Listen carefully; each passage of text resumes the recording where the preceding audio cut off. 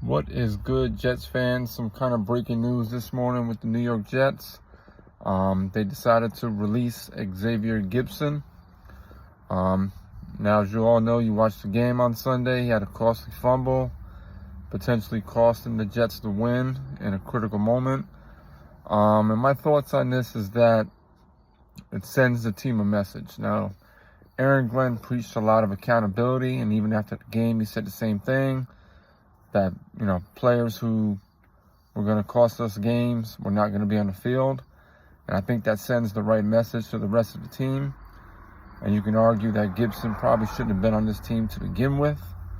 I believe over the last 2 years, he's had 9 fumbles. And earlier in that game, he literally had a fumble before that where he had a good run and then got tackled by the kicker, or I believe it was, and then just dropped the ball and got up, and then McQuarrie Ball decided to jump on the ball, and that was potentially another fumble too. So you're talking about 11 fumbles in 2 years.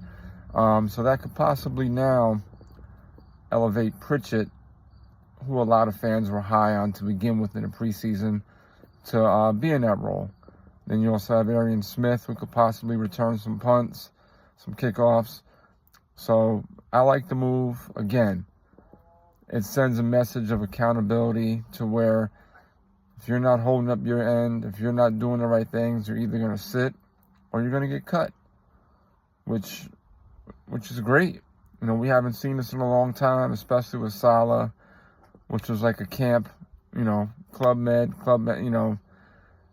coddling these players and being their friends instead of being a coach. You want to bring the best out of everybody, and competition raises everybody's level.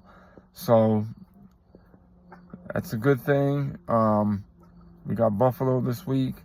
Let's see who plays. Let's see who gets elevated. And go Jets. And before you click off this video, if you're watching, hit that like button, subscribe to the channel.